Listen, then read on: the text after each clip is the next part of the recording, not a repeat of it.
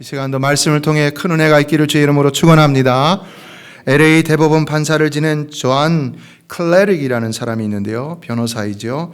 2008년도 경제불황 때 사무실을 운영할 수 없을 정도로 아주 어려움을 겪었다고 합니다.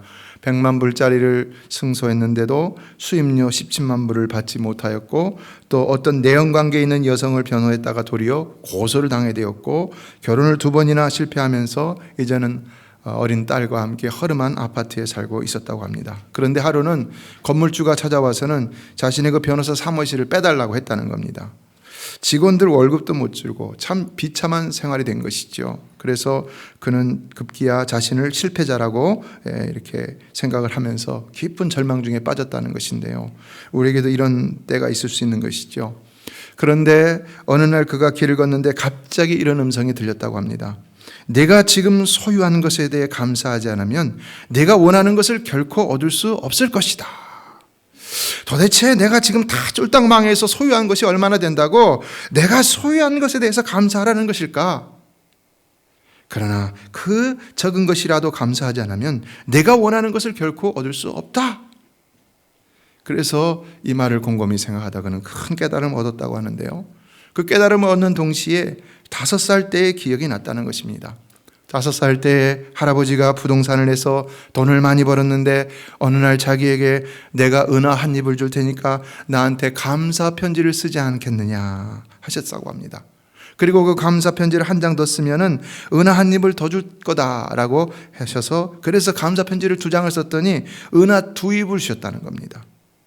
그러나 그 다음에는 감사 편지를 더 쓰지 못해서 은하를 받지 못했는데, 그것이 그때는 또 아쉬움으로 다가왔다는 것입니다. 내가 그때 감사 편지를 더 썼다면 더 많은 은하를 얻을 수 있었을 텐데, 그러다가 내가 지금이라도 감사 편지를 써야 되겠다라고 생각을 했다는 겁니다. 그래서 제일 먼저 자기 아들에게 감사 편지를 썼는데, 그때 아들이 성탄절에 커피 머신을 선물한 것이 생각이 나서, 아들아, 이 커피 머신 때문에 내가 너무나 행복하다. 조만간 너의 얼굴을 보고 싶고 식사도 한번 하고 싶구나. 그랬더니 아들에게서 만나자고 연락이 왔다는 겁니다. 그래서 만났더니 아들이 $4,000를 주더라는 겁니다. 또 같이 사는 자기 딸에게 편지를 썼다고 합니다. 딸아, 너를 너무 고생시켜서 미안하구나. 하지만 아빠는 너를 보면 너무나 행복하단다. 내가 있어서 너무 감사하다. 그랬더니 딸이 매일같이 보는 아빠인데 이번에는 아주 더 반갑게 아빠를 맞이하더라는 것입니다. 그리고 3번째는 자기 고객에게 편지를 썼다고 합니다. 나를 찾아줘서 너무 고맙습니다. 이런 식으로 직원에게 편지를 쓰고 또 다른 사람들에게 편지를 쓰고 매일같이 15개월간 감사 편지를 썼는데 그의 인생에 놀라운 일들이 생기면서 행복해지기 시작했다는 겁니다. 그의 삶도 변하고 좋은 여자도 만나 결혼도 하고 사업도 잘 되고, 그래서 급기야 변호사로서 대성공을 하게 되었다는 것인데요. 그래서 2009년 계속되는 경제 불황 속에서도 그의 로펌은 한 명도 해고하지 않는 그러한 회사가 되었다는 겁니다. 어떻습니까, 여러분? 감사가 일궈낸 기적이라 할 수 있는 것이죠. 우리는 감사를 통한 기적의 이야기를 많이 듣고 있는데요. 그렇다면 도대체 감사에는 어떤 능력이 있는 것일까요? 그러나 분명히 감사에는 놀라운 능력이 있다는 것을 우리는 잘 알고 있지요. 그래서 성경도 그렇게나 자꾸 감사하라, 감사하라, 감사하라는 말씀을 많이 하고 있는 것 같습니다. 성경에서 더 자주 하는 말씀은 더 우리에게 필요하고 더 복이 되는 말씀이기 때문에 더 자주 하는 것이죠. 그래서 구약 성경, 신약 성경을 모두 합쳐서 성경에서 감사하는 단어를 찾아보면 모두 196번이 나오는데, 구약에는 132번, 신약에 64번이 나오고 있습니다. 구약에서는 시편에 가장 많이 나오는데, 그렇다면 누가 구약에서는 감사를 가장 많이 했다는 것입니까? 다윗이라는 것이죠. 다윗은, 그리고 신약에서는 64번, 그 가운데 48번이 바울 서신에 나오는데, 그렇다면 신약에서는 누가 감사를 가장 많이 했다는 것입니까? 바울이라는 것이지요. 이런 것을 보면 뭘 알 수 있습니까? 다윗은 누구보다도 하나님의 은혜를 아주 중요하게 생각했던 사람이라는 것을 우리가 그의 시편을 보면 잘 깨달을 수가 있습니다. 그래서 그는 그 모든 삶을 전적으로 하나님의 은혜에 내맡기며 행하였던 것을 볼 수 있는데, 우리가 살펴보고 있는 지금 역대기 상을 보면 다윗의 이야기가 굉장히 많이 나오는데요. 열왕기 상도 보면은 다윗의 얘기가 많이 나오죠. 사무엘하도 그렇고 보면은요.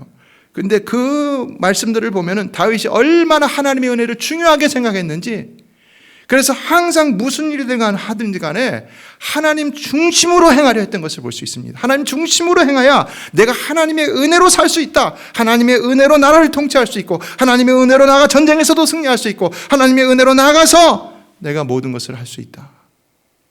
그래서 정말로 그렇게 해서 많은 감사를 드림으로 엄청난 복을 받았던 것을 우리는 성경을 통해 알 수가 있습니다. 바울도 마찬가지죠. 바울은 어떤 사람입니까? 바울은 복음을 증거하기에 힘들고 어렵고 가난한 삶을 살았던 사람입니다. 그런데도 신약 성경을 보면 그가 누구보다도 하나님께 더 많은 감사를 드렸던 것을 볼 수 있는데, 왜 그렇겠습니까? 그 역시도 누구보다도 하나님의 은혜를 가장 중요하게 생각했던 사람이기 때문이라는 것입니다. 그래서 하물며 그의 신학을 은혜의 신학이라고까지 말하고 있지요. 그는 고백했죠. 그가 모든 일을 한 이후에 나의 나 된 것은 하나님의 은혜라. 내가 나중된 자로서 다른 사도들보다 더 많은 일을 했던 것은, 그것은 다 하나님의 은혜다. 내가 가말리엘 문화생이고 그의 수제자고, 내가 그 청년들의 대표고 능력이 있어서 경험이 많아서 그런 게 아니라 다 하나님의 은혜다. 여러분의 모든 삶도 하나님의 은혜이심을 믿으십니까? 이런 고백이 있어야 되는 것이고, 그래서 이것이 얼마나 중요한지를 알고 하나님 중심으로 살아가야 되는 것이고, 그러므로 늘 그 하나님 중심 가운데서 하나님의 은혜를 깨달음으로 감사하는 삶을 살아야 한다는 것인데, 바로 다윗이 그런 사람이었다는 것이고 바울이 그런 사람이었다는 것입니다. 그래서 구약에서 가장 많은 복을 받은 사람은, 구약에서 가장 많은 감사를 했던 다윗인 것이고, 신약에서 가장 많이 복을 받은 사람은 신약에서 가장 많은 감사를 했던 바울이라는 것을 깨닫지 않을 수가 없는 것입니다. 여러분, 많이 감사하며 사시길 주의 이름으로 축복합니다. 그럼 이 시대에 여러분이 가장 많은 복을 받은 사람이 될 줄로 믿습니다. 하나님의 복은 가난하나 부하나 성공하나 실패하나 상관이 없습니다. 어떤 상황에서도 하나님은 반드시 우리에게 은혜와 복을 내려주시는 것입니다. 그래서 우리는 가난하고 어려워도 다 그 은혜가 있음을 기억함으로 그 은혜를 찾고 구하고, 그래서 누리며 감사함으로 살아갈 수 있어야 하는 것입니다. 감사는 환경으로부터 나오는 것이 아닙니다. 그것은 하나님의 은혜에 대한 깨달음과 그것을 표현하고자 하는 내 의지를 통해서 나오는 것입니다. 그러므로 누가 나에게 감사하게 만들기를 원하는 것도 아닌 것입니다. 내가 뭐 형편이 돼야지, 누가 좀 나를 좀 즐겁게 해줘, 이런 게 아니고요. 또한 하나님이 그렇게 하기를 원해도 안 되는 겁니다. 하나님이 나를 감사하도록 역사하시기를 기다리는 것도 아니라는 것입니다. 내가 감사할 수 없는 상황에도 나는 하나님이 나에게 주신 은혜가 반드시 있음을 믿습니다. 이것을 믿음으로 그 은혜를 의지적으로 찾고 깨달아 진심으로 감사함으로 나아갈 때 진정 역사는 일어난다는 것입니다. 오늘 본문은 바울의 감사로부터 시작된 기도의 내용을 담고 있는데요, 저는 이 말씀 속에 감사의 비결이 있다는 것을 오히려 발견하며 오늘 여러분과 함께 나누고자 말씀을 준비했습니다. 본문에 소개되는 기도의 내용을 보면 이것은 근본적으로 하나님의 구속 섭리에 대한 성도들이 영적 지각을 갖기를 원하는 마음으로 드리는 기도의 내용이라 할 수가 있는데요, 바울이 이미 이것을 체험했기 때문에 에베소 교인들에게도 이와 같은 이런 하나님의 은혜가 있기를 원하면서 기도를 했다고 할 수가 있는 것이죠. 예, 그 내용들을 구체적으로 살펴보면, 첫째, 바울은 먼저 하나님께서 성도들에게 지혜와 계시의 영을 주시기를 기도하고 있습니다. 지혜와 계시의 영, 무엇일까요? 지혜와 계시의 영을 달라고 여러분도 기도할 때가 있는데, 과연 지혜와 계시의 영은 무엇일까요? 이것은 한마디로 말하면 성령을 말하는 것입니다. 성도는 성령을 통해서 지혜를 얻고 계시를 깨닫는 것이 중요하다는 것입니다. 그렇다면 여기서 지혜는 무엇이고 계시는 무엇일까요? 여기서 말하는 지혜는 보편적으로 하나님의 역사와 섭리, 그러니까 우리 삶에 역사하는 그 하나님의 모든 섭리를 깨닫고 이해하고 믿게 되는데 가장 필요한 것이라 할 수 있습니다. 영적인 통찰력, 분별력, 이런 것들이 포함되는 것이라 할 수 있는데요, 여러분, 온 천지 만물 가운데 매 순간 섭리하시고 역사하시는 하나님의 그 광대하실 뿐만 아니라 또 세밀하신 그 손길을 과연 우리가 무엇으로 온전히 깨달아 알 수가 있겠습니까? 인간의 지혜로요? IQ가 높다고요? 절대로 안 되는 것이죠. 사실 우리는요, 이걸 깨닫지 못하기 때문에 감사치 못하고 불평할 때가 많다는 것인데요. 그러나 성령이 역사하면 깨닫게 된다는 겁니다. 성령이 역사하면 우리가 깨닫고 오히려 하나님께 감사하게 된다는 것입니다. 예, 여기서 지혜라는 것은 우리의 영 안에서 하나님의 비밀을 알게 하는 역할을 하는데, 그러므로 우리가 범사에 매 순간 역사하시는 하나님의 손길을 깨닫게 하려면은 지혜의 영이신 성령을 구해야 한다는 겁니다. 자, 그렇다면 계시는 무엇일까요? 계시는 뭡니까? Revealed, Revelation. 계시는 이렇게 다 덮인 걸 갖다가 열어갖고 보이는 것이죠. 하나님의 비밀을 오픈하는 것입니다. 성경을 얘기하는 것이죠. 하나님의 직접적인 말씀을 얘기하는 것이죠. 이의 지혜가 우리 안에 주어지는 것이라면 계시는 우리 밖에 주어지는 거죠. 위로부터 내리는 하나님의 말씀, 기록된 성경을 얘기하는 것이죠. 그러나 이 기록된 성경, 우리가 어떻게 깨달아 알 수 있습니까? 우리 인간적인 지식으로만 깨달아 알 수 있습니까? 인간적인 지식으로만 깨달아 알려고 하니까, 그냥 하기로만 깨달아 알려고 하니까 성경을 잘못 해석하고 자유주의가 나온 것이지요. 여러분, 이 기록된 하나님의 말씀은 성령으로 영감받아 기록된 말씀입니다. 이 말씀, 성령으로 기록된 이 말씀 반드시 성령으로만이 깨달을 수 있는 줄로 믿습니다. 이와 같은 계시의 영을 달라고 기도해야 된다는 것입니다. 왜 이 두 가지가 필요하냐? 그래야 우리가 우리의 삶을 올바르게 해석할 수 있기 때문이라는 것입니다. 나에게 닥친 현재의 상황을 내가 어떻게 해석할 수 있느냐? 이와 같은 지혜와 계시의 영이 있어야 내가 올바로 해석할 수가 있다는 겁니다.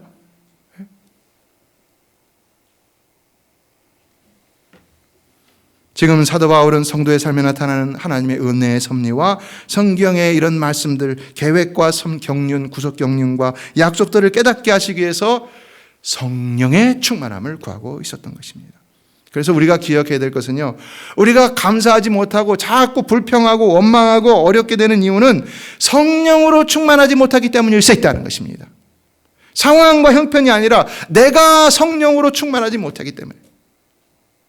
성도는 항상 이 성령에 의해서 지배를 받으며 거룩한 모습으로 거룩한 생각을 하며 거룩한 말을 하며 거룩한 태도를 가지고 살아갈 때에 그것이 온전한 모습이라고 할 수가 있는 것이지요. 거기서 깨지면서 잘못된 생각을 합니다. 거기서 깨지면서 잘못된 말을 합니다. 거기서 깨지면서 잘못된 삶을 살아갑니다. 그러나 다시 성령으로 돌이켜 세워지게 된다면 어떻게 되겠습니까? 회복된다는 거죠. 여러분, 어려움이 있을 때마다 하나님 나에게 성령의 충만함을 허락하여 주시옵소서. 지혜와 계시의 영을 허락하여 주시옵소서. 기도하는 여러분 되시길 주의 이름으로 축원합니다. 그러면 삶에 역사하시는 하나님의 섭리를 깨닫고 진정 여러분은 거기서 감사하는 복된 삶을 살게 될 줄로 믿습니다. 이와 같은 영적 지각을 통한 날마다 올바로 세워지기 위한 이런 역사를 위해서 우리에게는 지혜와 계시의 영이 필요한 것입니다. 페르시아의 한 우화인데요, 숲속에 닭, 쥐, 그리고 토끼가 이 세 마리가 함께 살고 있었습니다. 세 마리가 함께 살다 보니까 일을 분담해서 했습니다. 토끼는 요리를 하고 쥐는 물을 길어왔고 닭은 땔감을 모아왔습니다. 그런데 하루는 이 땔감을 주는 닭에게 까마귀가 날아와서 이렇게 말했다는 겁니다. 아니, 바보같이 왜 여기저기 돌아다니는 가장 힘든 일을 하고 있느냐? 나라면 이 땔감 안 죽고 편하게 물을 길어오는 일을 할 거다. 여러분에게도 주의 일을 하자고 하면, 주님의 말씀대로 살아가자 한다면 이런 유혹들이 있죠. 왜 그 힘든 일을 해? 미쳤어?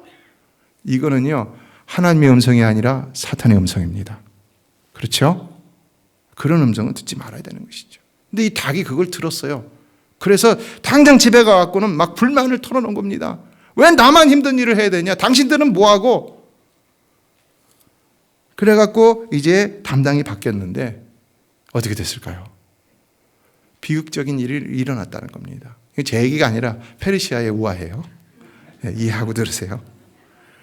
토끼가 나무를 하러 갔다가 늑대에게 잡아먹히고, 물을 들어간 닭은 부리로 물통을 제대로 들지 못해서 그냥 이렇게 하다 물에 빠져갖고 죽고, 쥐는 부엌에서 요리를 하려고 기다리다가 닭과 토끼가 돌아오지 않으니까 그들을 찾아 나섰다가 그만 고양이에게 잡혀 먹고 말았다는 겁니다. 예, 페르시아의 우화입니다. 왜 이야기를 하느냐? 이 사람들은 이 우화를 통해서 그 자녀들에게 이런 교훈을 가르친다는 겁니다. 불평 한마디가 때로는 평지풍파를 일으킨다. 이 말의 직접적인 교훈은 뭡니까? 불평하면 다 죽는다는 거죠. 다 죽는다는 거예요. 우리는 불평할 때는요, 내가 살기 위해서 불평해요. 그렇죠? 근데 나도 죽고 남도 죽고 다 죽는다는 겁니다. 가정도 죽고 교회도 죽고 사회도 죽고. 어떤 사람은 그래서 불평과 잔소리를 한마디씩 할 때마다 당신의 가정은 무덤으로 들어가고 있다라는 말까지도 했는데요. 우리가 진정 살고자 한다면 우리는 성령을 통해서 항상 하나님의 계획과 섭리와 약속들을 우리 삶에서 깨달음으로 불평을 끊고 감사하는 자가 되어야 한다는 겁니다. 그래서 지난 시간 소개해드린 맥더프 목사님은 감사하는 영을 개발하라. 그러면 영원한 잔치를 즐길 것이라 했는데요. 이 말은 성령으로 충만해라. 그러면 영원한 잔치를 즐길 것이다 라는 말이라고 할 수가 있는 것입니다. 그래서 다시 말씀드리지만 우리가 우리 삶의 형편과 모든 상황이 이해가 안 되고 자꾸 불평이나 두려움이나 염려가 생기면요, 도리어 우리는 하나님 앞에서 하나님 나에게 지혜와 계시의 영을 허락하여 주시옵소서. 그래서 내가 이 삶을 올바르게 통찰하고 해석하게 하여 주시옵소서. 그래서 진정 그 속에서 하나님의 은혜를 깨달음으로 감사로 그 위기를 극복할 수 있어야 하는 것입니다. 믿으십니까? 이것이 고난 중 성도가 마땅히 해야 하는 삶의 도리라 할 수 있는 것입니다. 바울은 이처럼 성령과 말씀에 충만한 자였기 때문에 항상 모든 삶을 하나님의 뜻대로 올바르게 해석함으로 감사하는 삶을 살았다고 할 수가 있는데요. 다윗의 경우도 마찬가지죠. 다윗도 늘 기도 가운데 성령 충만하여 시편 1편을 보면 복 있는 사람은 여호와의 말씀을 율법을 주야로 묵상하는 자라 그러는데 그게 누구를 가리키는 겁니까? 바로 자기 자신을 가리키는 겁니다. 그래서 그는 시편의 9구절들이 감사가 많았다는 겁니다. 바울도 결정적으로 데살로니전서 5장 18절에서 말하죠. 범사에 감사하라. 이는 그리스도 예수 안에서 너희를 향하신 하나님의 뜻이니라. 그가 깨달은 하나님의 뜻, 범사의 뜻이 뭐냐? 감사하라. 감사하라. 그래서 그는 명령으로 이것을 내리며 아주 강력한 권고를 하고 있는데요. 그러므로 여러분은 어려움을 당할 때마다 늘 기도 가운데 지혜와 계시형으로 충만함으로 항상 감사로 어려움을 이겨낼 수 있는 복된 성도들이 다 되시기를 주의 이름으로 축원합니다. 그러면 어려움 중에도 능히 강함을 체험하며 평안함을 체험하며 다시 형통함을 체험하게 될 줄 믿습니다. 이에 둘째 18절로 19절에서 바울은 그렇게 성령으로 마음의 눈을 밝힘으로, 그러니까 지혜와 계시의 영으로 마음의 눈을 밝힘으로 이제는 세 가지를 잊게 해달라고, 알게 해달라고 기도하고 있습니다. 첫째는 부르심의 소망, 둘째는 그 기업의 영광의 풍성함, 셋째는 성도에게 베푸시는 능력의 지극히 크심, 이런 것들이 어떠한지를 알게 해달라고 간구하고 있습니다. 왜 그런 것일까요? 자, 이런 기도를 통해서 이것이 얼마나 중요한 것인지를 우리는 깨달아야 하는데요. 첫 번째 주목해야 될 것은 부르심의 소망이라는 것입니다. 이걸 잘 봐야 되는 것은요, 그냥 부르심이 아닙니다. 부르심의 소망입니다. 그냥 콜링이 아닙니다. 그냥 콜이 아니라 소망을 가지신 부르심이라는 겁니다. 단순한 구원을 위한 부르심이 아니라는 것입니다. 하나님 여러분을 왜 택하시고 부르셨습니까? 우리는 구원받기 위해서 부르셨다라고만 생각하니까 우리 신앙생활이 거기서 멈춰버립니다. 구원받은 확신은 있습니다. 지금 죽어도 천국 갈 확신은 있습니다. 그러나 나머지 생애는 허무한 삶을 살 때가 많이 있는 것입니다. 그러나 그렇지 않다는 겁니다. 하나님의 우리를 부르심은 소망이 있는 부르심이라는 것입니다. 어떤 소망이겠습니까?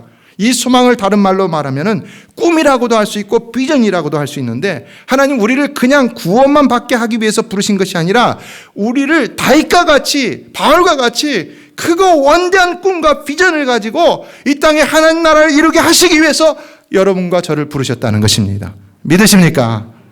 그렇게 부르신 것입니다. 이 말은 무슨 말이냐? 다윗이나 모세나 솔로몬이나 바울이나 베드로나 이런 사람들만 위대하게 되는 것이 아니라 사실은 우리들도 성경의 어떤 위대한 인물 못지않게 위대할 가능성, 그 포텐셜을 가지고 하나님은 우리를 이 땅에 오게 하셨다는 것입니다. 믿으시기 바랍니다. 중요한 겁니다.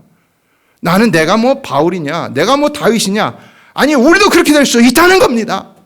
이것을 알고 믿고 이 부르심이 그냥 부르심이 아니라 부르심의 소망이라는 것을 알고 우리는 그에 합당한 삶을 살아가야 한다는 겁니다.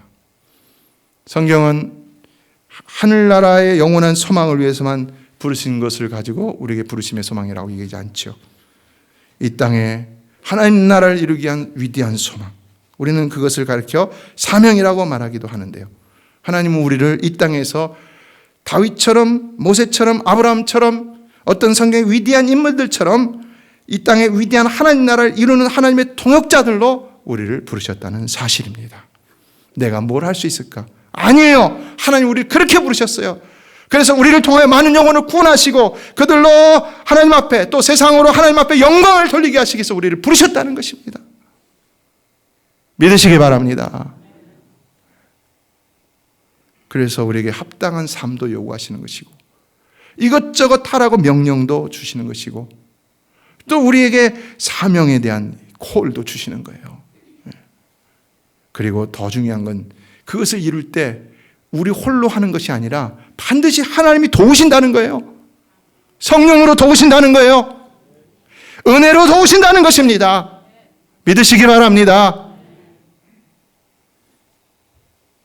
이것을 우리는 기억하고 늘 그 소망에 합당한 자로서 주님이 주신 그 비전이 무엇인지, 나에게 주신 사명, 나에게 주신 달란트, 재능, 이런 것들을 내가 발견하여서 하나님 나라에 대한 원대한 계획을 가지고 그 일에 힘써 헌신할 수 있어야 한다는 것입니다. 그래서 이거를 위해서 하나님 나라를 위해 내가 살겠습니다 헌신하며 기도하고 부르짖고 하나님 그럼 반드시 도와주신다는 것입니다. 여러분, 모세가 자기가 능력이 있어서 그 일을 행했습니까? 자기가 무슨 마술사라서 지팡이를 던져서 뱀으로 변하게 했습니까? 자기가 무슨 주술사라서 지팡이를 갖다가 홍에다 놨으니까 홍해가 쫙 갈라진 것입니까? 아니잖아요. 여러분의 삶에도 하나님이 함께 하시면 능치 못함이 없는 줄로 믿습니다. 아브라함 링컨이 그냥 아브라함 링컨입니까? 그는 항상 하나님 앞에 무릎 꿇고 기도했습니다. 하나님의 은혜가 임하니까 위대한 아브라함 링컨이 될 수 있었다는 것입니다.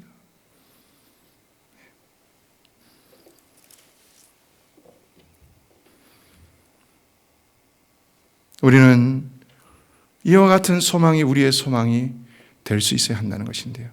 그 부르심의 소망이 어떠한 것인지를 깨닫게 하기 위해서 지금 사도 바울이 기도한다는 사실을 꼭 기억하셔서, 여러분, 갈렙은요 80세에도 그 소망을 붙들고 가나안 땅을 쳐들어가서 쟁취했던 것을 볼 수 있죠. 나이 많이 드셨다고 내가 지금 뭘 할 수 있을까? 낙심하지 마시기 바랍니다. 능력은 여러분에게 있는 것이 아니라 오직 하나님께 있는 줄로 믿습니다. 하나님이 함께 하시면 능치 못할 일이 없습니다. 우리는 그와 같은 믿음을 가지고 오직 하나님 나라를 위해서, 이 땅에서 내가 그냥 하루하루 그럭저럭 벌어 먹고 살기 위해서, 그게 아니라 내가 좋은 집을 갖고 좋은 차를 타고 여행을 다니고 편안한 삶을 살기 위해서가 아니라 하나님 나라를 위해서 위대한 꿈을 가지고 최고의 최선의 헌신을 다하며 기도 가운데 하나님의 도우심을 받아서 그 일을 감당할 수 있어야 한다는 겁니다. 이게 성도의 정상적인 삶이라는 것입니다. 둘째, 그 기업의 영광의 풍성함을 알게 해달라고 기도하고 있는데요. 무슨 말일까요? 이것도 부르심의 소망과 연결이 된다 할 수 있는데요. 하나님께서 택하시고 부르신 자에게는 반드시 기업의 복을 주시는 것이지요. 이스라엘 백성들에게 가나안 땅을 주셨던 것처럼 여러분에게도 반드시 여러분에게 하나님이 주시는 기업이 있는 줄로 믿습니다. 이스라엘에게 그것은 젖과 꿀이 흐르는 땅이었는데요. Why not us? 우리에게도 마찬가지죠. 하나님 우리에게 주신 기업은 젖과 꿀이 흐르는 땅입니다. 그러나 중요한 것은 누가 그 땅을 차지하느냐, 누가 그 땅의 풍성함을 누릴 수 있느냐, 이건 다르다는 겁니다. 성경을 보면 알 수 있어요. 이스라엘 백성들이라고 해서 다 그 땅을 차지했던 것은 아니었습니다. 그리고 그 땅에 들어간 자들이라고 해서 다 그 땅의 풍성함을 누렸던 것은 아니었습니다.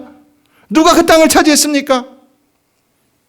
여러분, 가데스 바냐에서 12명의 정탐꾼을 갖다가 가나안 땅으로 파송했을 적에 10명의 정탐꾼은 뭐라고 말합니까? 불신앙의 말을 하죠. 불신앙의 말. 그러나 2명의 정탐꾼, 여호수아와 갈렙은 어떻습니까? 믿음으로 나가죠.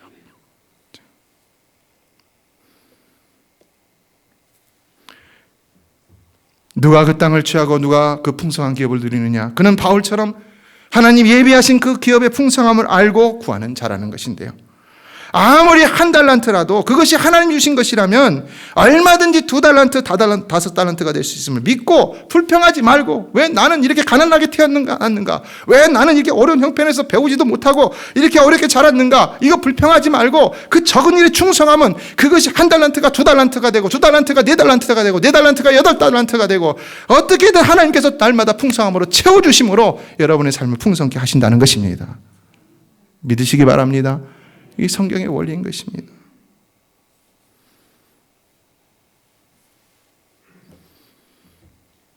우리 성도들의 성공의 비결은 바로 이런 방식이 되어야 하는 것입니다. 그런데 많은 성도들은요, 예수 믿으면, 그래서 기도하면, 몽사하면 뭐 그냥 일확천금을 누리는 것처럼 생각할 때가 있어요. 그래서 불평과 원망이 많습니다. 내가 이렇게 하는데 왜 안 돼요? 왜 안 돼요, 하나님? 그러나 그런 믿음과 기도는요, 오직 일확천금을 기대하는 도깨비 방망이인 것입니다. 그거는 응답받지 못합니다. 야고보서 4장 3절은 분명히 말했습니다. 구하여도 받지 못하면 정력으로 쓰려고 잘못 구하기 때문이다. 이런 믿음과 기도는요, 하나님께 아무것도 얻지 못하는 겁니다. 아무리 여러분이 많은 기도를 해도 하나님이 안 주셔요. 여러분을 사랑하시기 때문에 안 주는 거예요. 갈비는요, 직업도 하나님 주신 것이라 했는데요. 그러므로 우리는 하나님께서 무엇을 맡겨주신 간에 그것이 하나님이 나에게 주신 기업인지, 그렇다면 내가 감사함으로 받아 크든 적든 그 일에 최선을 다할 수 있어야 하는 것입니다. 잠언서 10장 22절은 말했습니다. 여호와께서 주시는 복은 사람을 부하게 하고 근심을 감하여 주시지 않으니 하시느니라. 성도 여러분, 정말로 하나님이 주시는 기업이라면 여러분 근심케 하시지 않으시는 줄로 믿습니다. 그러므로 여러분이 그 일 때문에 자꾸 근심하고 신앙생활에 방해가 되고 그런다면요, 그 일이 과연 하나님이 나에게 주신 기업인지 한번 돌아볼 필요가 있는 겁니다. 만약에 그것이 아니라면요, 과감하게 돌이켜야 되는 겁니다. 그게 나에게 주신 가나안이 아니라면요, 과감하게 돌이켜야 되는 것입니다. 그게 하나님이 나에게 주신 가나안이 아니라 내가 내 뜻에 의해서 차지하게 된 애굽이나 아니면 저 요단 동편 땅이라면요, 반드시 빨리 돌이켜야 되는 것입니다. 내 땅은 가나안에 있는 것입니다. 내 기업은 하나님의 미리 약속하시고 계획하신 그 가나안에 있는 것입니다. 믿으시기 바랍니다. 우리 삶은요, 하나님, 예수님 그랬죠. 먼저 그의 나라와 그의 의를 구하라. 그리하면 이 모든 것을 너에게 더하시리라. 성도의 삶은요, 하나님께서 부르실 때는요, 먼저 하나님의 나라와 하나님의 의를 위해 살게 하시기 위해서 부르신 것입니다. 근데 우리가 그러지 못하고 다른 삶을 산다면 그건 하나님 우리에게 주신 기업이 아닌 것입니다. 기업의 삶이 아닌 것입니다. 그렇죠. 마지막으로 세 번째, 믿는 우리에게 베푸신 능력의 지극히 크심이 어떠한 것을 알게 해달라고 기도를 했는데요. 여러분, 하나님께서 우리에게 베푸시는 능력이 정말로 어마어마하게 위대하다는 사실을 믿으십니까? 믿으십니까? 여러분이 믿는 만큼 그것이 체험되게 될 줄로 믿습니다. 그런 거예요. 믿는 만큼 체험되어집니다.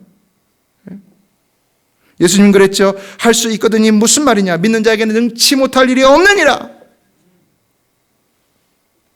제자들이 아무리 하려고 해도 안 됐어요.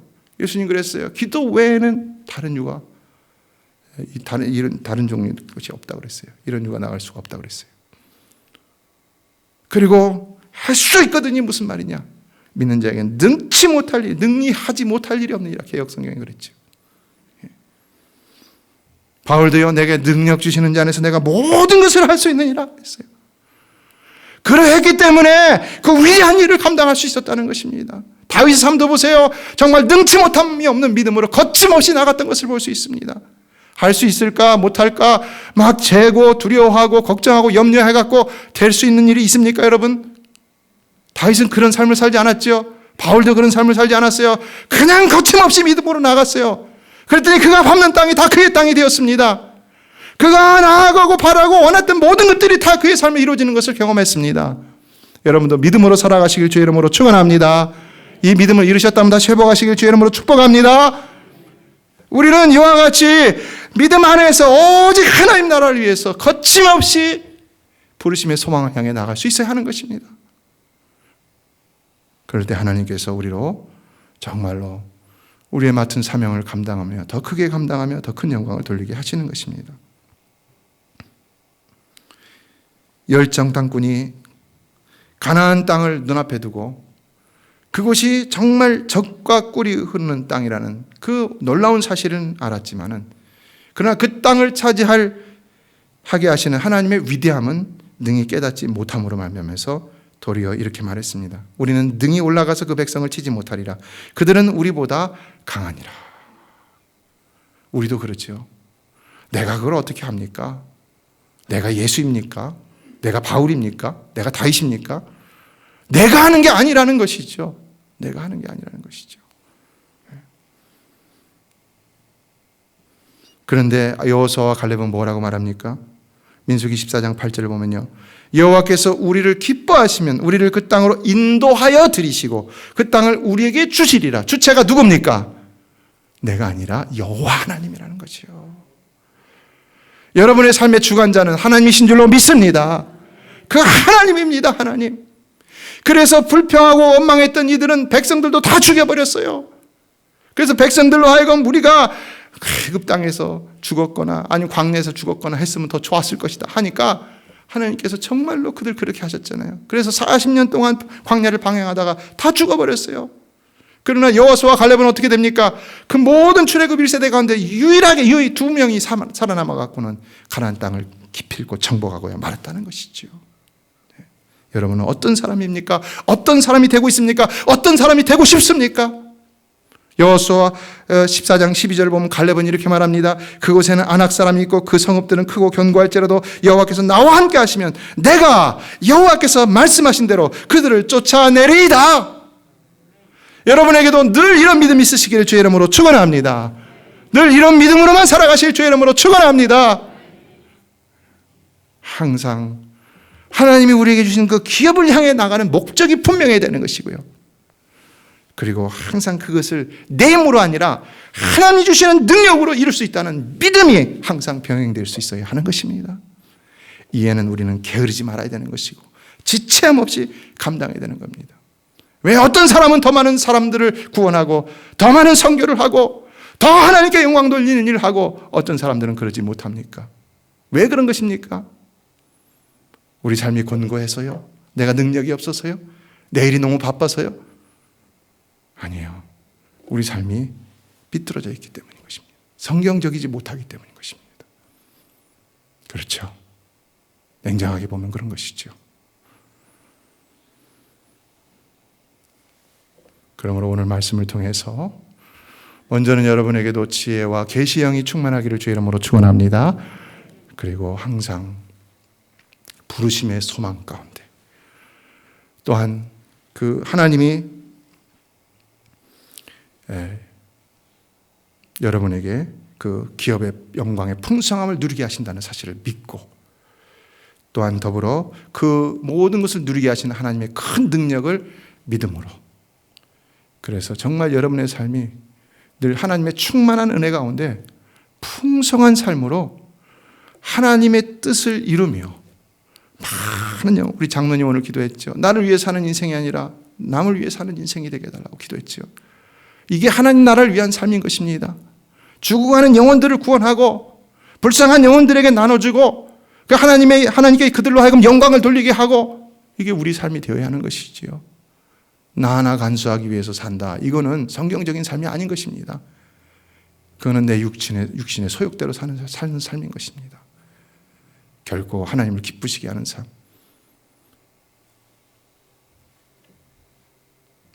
은혜가 충만합니다 라고 고백할 수 있는 삶이 아닌 것입니다.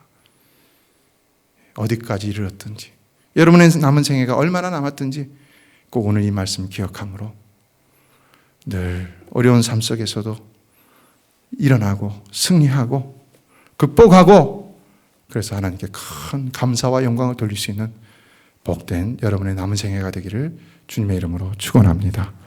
기도하겠습니다.